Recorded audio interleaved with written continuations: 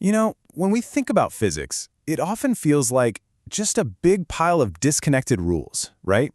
But what if I told you that's not the case at all? Today, we're going to look at physics in a totally new way, as one single amazing story of cause and effect. Does this sound familiar to you? You open a textbook and it's like, okay, here's the chapter on mechanics, and way over here is the chapter on electricity, and they feel like they have absolutely nothing to do with each other. It can be pretty intimidating, right? And trust me, you're not alone in feeling that way. But here's the thing. What if that whole idea is wrong? What if all of it, I'm talking everything from a simple apple falling from a tree to a massive galaxy spinning in space, is actually just one single flowing story? A continuous chain where one thing leads to the next. That's exactly what we're going to dig into. All right, so let's start building this grand story right from the ground up. And we're going to begin with maybe the most basic question you can ask in physics. Why do things move? Okay, so the story really kicks off with just looking around. We see things moving all the time, right? A car, a planet, a ball. And yeah, we've got words to describe that movement. Things like position, velocity, acceleration. But here is the first major twist, the key insight. Motion itself isn't the cause of anything. It's actually the effect. So, that begs the question, right? If motion is the effect, then what in the world is the cause? Well, the answer is force. This is the very first link in our chain. A force is what makes something change its motion, what scientists call acceleration. It really is that simple. No force, no change. And this whole idea gets packed into one of the most famous equations in all of science, F equals ma. Now, don't let the math scare you. This isn't just a formula, it's literally the engine driving our entire story.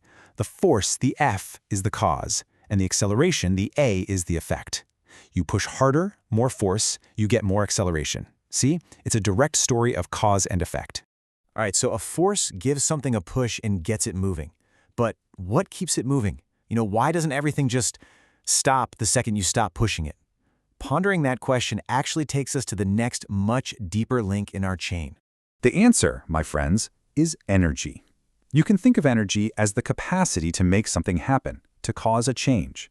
And there's this really cool bridge that connects force and energy, and it's called work. So when a force acts on an object and makes it move over a certain distance, that force is doing work. And in doing that work, it's literally transferring energy into that object. So you see this beautiful, logical chain forming? It goes like this. A force does work, which transfers energy, which results in motion. And you might be wondering, where does power fit in? Well, power is just the measurement of how fast that energy transfer is happening. And there you have it. That's basically the entire story of classical mechanics, all in one neat little chain. Okay, so that's the everyday world. But now, let's get a little crazy. Let's take this chain we've built and stretch it to its absolute limits. What happens when we talk about things moving incredibly fast, or things that are unimaginably small?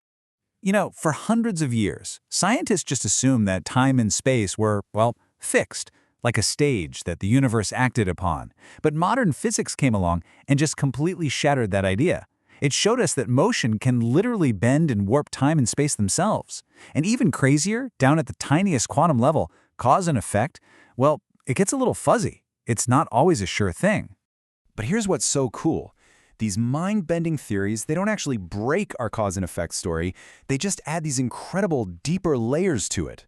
Relativity, for example, shows us that energy and mass are basically the same thing. Two sides of the same coin, right? E equals mc squared. And quantum mechanics, it tells us that energy isn't this smooth, continuous thing. No, it comes in these tiny little discrete packets called quanta. Okay, but what about all the stuff we can't really see? Forces like heat or electricity or magnetism. Where do they fit into all of this? Well, let's see how they slot perfectly into our map. The key thing to realize is that these aren't really separate topics. Take thermodynamics, the study of heat. It's really just the mechanics of billions and billions of tiny particles all jiggling around. Heat is just the energy of their chaotic motion. And electromagnetism? Well, that's just another kind of force. It's one that works through invisible fields, where, for instance, a moving electric charge creates a magnetic field, which can then affect other charges, starting a whole new, amazing chain of cause and effect. All right, I know. That was a lot of theory. So let's bring this all back down to earth and make it super concrete. We're going to trace this entire unified story of physics through one single familiar action, hitting the accelerator in an electric car. Okay, so follow this. It all begins with a thought in your brain. That's an electrical signal. That signal tells the car's battery to start converting its stored chemical energy into a flow of electricity. Now here's where it gets really cool. That electrical current flows into the motor and creates powerful magnetic fields. Boom, that's electromagnetism at work. Those fields cause the motor to spin, which applies a force to the wheels, and the car accelerates forward. That's our good old friend classical mechanics. But wait, there's more. The system isn't perfect. You're losing some energy as heat due to friction and resistance, and that's thermodynamics. And this is the truly mind-blowing part. The GPS that's telling you where to go, it literally wouldn't work without corrections from Einstein's theory of relativity. And the tiny computer chips running the whole show, they're built on the principles of quantum mechanics. You see, it's not a bunch of different physics topics. It's all one single, interconnected process happening right there in your car. So this way of thinking, this unified map, it's not just for explaining cars.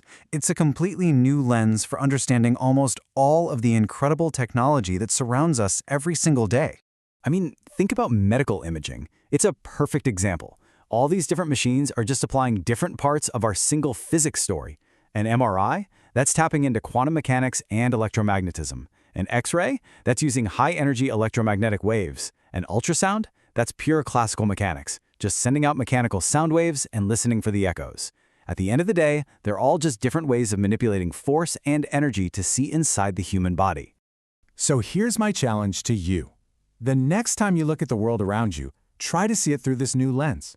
Don't see it as a bunch of random, separate things happening. See it for what it is, a single magnificent system. It's a network of energy flowing, being guided by fields and expressed as forces, and all of that produces the motion and the change that we observe as, well, everything you see. It's all one story. So the only real question is, what are you going to see differently now?